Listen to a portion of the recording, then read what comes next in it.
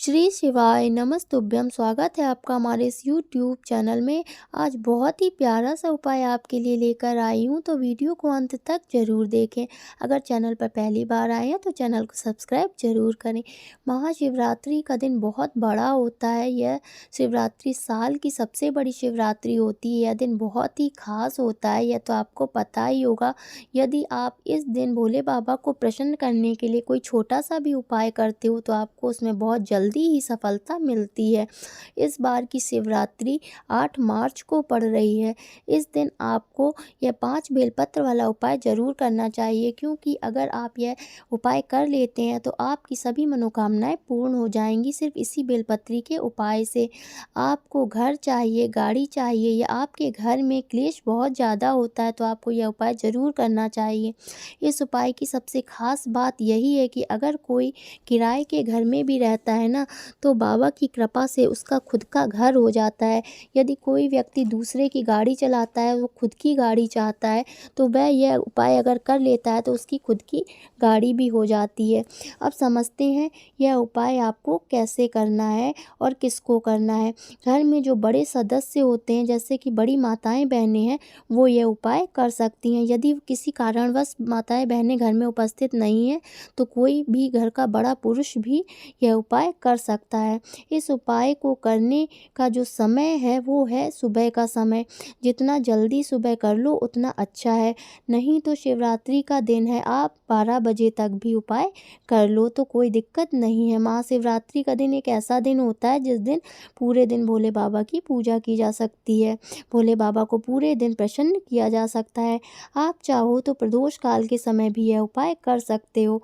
अब समझते हैं उपाय को आपको कैसे करना है। यदि आप सुबह के समय यह उपाय कर रहे हो तो आपको पूजन सामग्री अपने साथ लेकर ज़रूर जाना है। यदि कोई पूजन सामग्री लेकर नहीं भी जाता है तो 1 लोटा जल आपको लेकर जाना ही जाना है अगर आप यह उपाय कर रहे हो।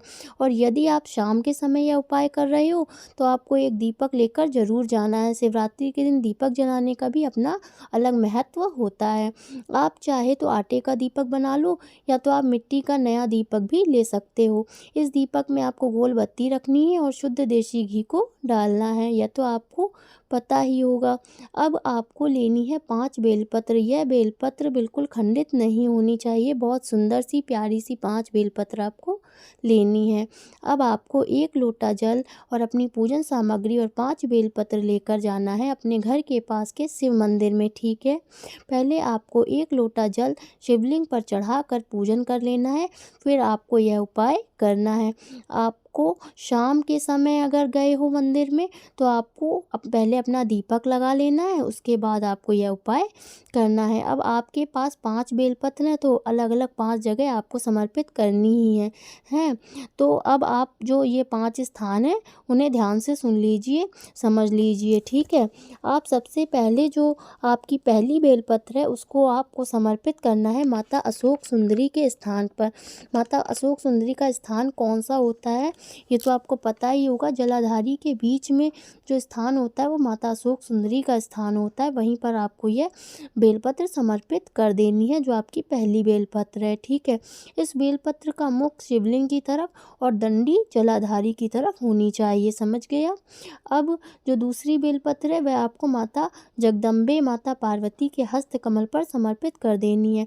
जहाँ पर भोले बाबा की शिवलिंग रखी होती है, जलाधारी के आगे का स्थान, गोल वाला स्थान जहाँ पर शिवलिंग रखी होती है वो माता पार्वती का हस्त कमल होता है। आपको वहीं पर जो दूसरे नंबर वाली आपकी बेलपत्र है वो समर्पित कर देनी है, ठीक है, समझ गए आप। अब आपको जो तीसरी बेलपत्र है वो बाबा की शिवलिंग के ऊपर समर्पित करनी है।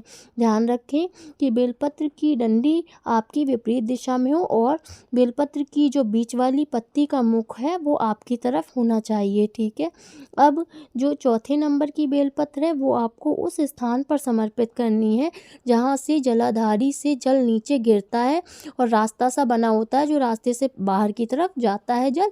उस रास्ते पे आपको बेलपत्र चढ़ा देनी है या समर्पित कर देनी है। ठीक है। अब जो आपके पास एक बेलपत्र बची हुई है वो आपको समर्पित करनी है। नंदी बाबा का जो उठा हुआ पैर होता है, एक अलग सा पैर आपको दिखता है नंदी बाबा का उठा हुआ पैर, उसके ऊपर आपको समर्पित कर देनी है। ठीक है। अब नंदी बाबा से आपको अपनी सब मनोकामना कह देनी है।